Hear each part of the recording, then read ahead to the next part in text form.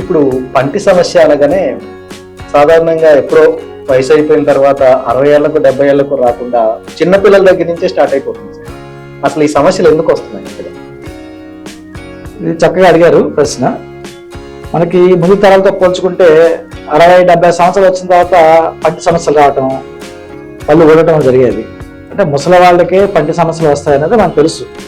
కానీ ఇప్పుడు ఈ తరంలో, ఈ జనరేషన్లో చిన్నపిల్లలకి అంటే పాల పళ్ళ వయసులో కూడా, అంటే 3 సంవత్సరాలు వయసులో కూడా పంటి సమస్యలు వచ్చే అవకాశాలు ఎక్కువ కనిపిస్తున్నాయి. దానికి ప్రధాన కారణం ఏంటంటే ముందుగా చెప్పినట్టుగా జంక్ ఫుడ్స్, ఫైబర్ కంటెంట్ ఉన్న ఫుడ్ తీసుకోకపోవడం వల్ల ఈ సమస్యలు ఉత్పన్నమవుతున్నాయి.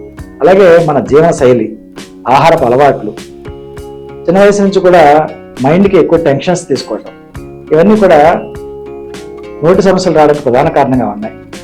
పాలపళ్ళు వయసులో కూడా కొంతమంది గమనిస్తూ ఉంటాం, పుచ్చులు కనిపిస్తాయి నోట్లో. పేరెంట్స్ అనుకుంటారు పాలపళ్ళే కదా, అలాగే వస్తాయి కదా, 6 నుంచి 12 సంవత్సరాల వయసులో పాలపళ్ళని ఊడిపోయి పర్మనెంట్ శాశ్వత దంతాలు వస్తాయి, అవి వచ్చేవి బాగా వస్తాయో అని అశ్రద్ధ చేస్తారు.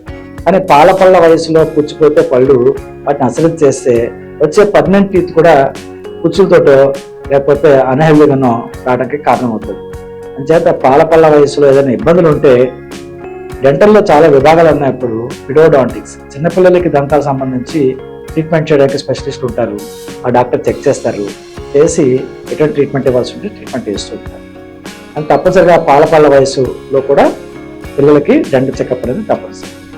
అలాగే కొంతమంది చూస్తుంటాం, పిల్లలు నిద్రపుచ్చడం కోసం నోట్లో పాలు తిత్తి కానీ లేదా పాల సీస కానీ పెడతారు. ఆ పాలు తాగుతూ పిల్లలు పడుకుని పోతారు. అది ఒక చాలా బ్యాడ్ హ్యాబిట్ అండి. చాలా మంది పిల్లలు తీసుకొస్తుంటారు మా హాస్పిటల్కి, పాలపళ్ళ వయసులో పళ్ళు పుచ్చిపోతుంటాయి. ప్రధాన కారణం ఈ మిల్క్ బాటిల్ నోట్లో పెట్టి నిద్రపుచ్చడం. ఎందుకంటే వాళ్ళు పాలు తాగుతూ బాటిల్లో నిద్రపోతారు, బాగానే ఉంటుంది, ప్రసాదం నిద్రపోతున్నారు కానీ పేరెంట్స్ అనుకుంటాం.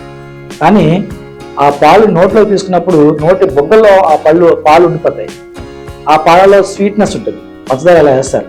అంచేత అది నిల్వ ఉండిపోయి నోట్లో అక్కడ బ్యాక్టీరియా ఫామ్ అయ్యి ఇన్ఫెక్షన్ అయ్యి పళ్ళు పుచ్చుకోవడానికి ప్రధాన కారణం అవుతుంది. అంచేత అటువంటి అలవాటు ఏదైనా పిల్లలకి ఉన్నట్టయితే వెంటనే మాన్పించండి, నెమ్మదిగా మాన్పించండి. పిల్లలకి అటువంటి అలవాటు చేయొద్దు.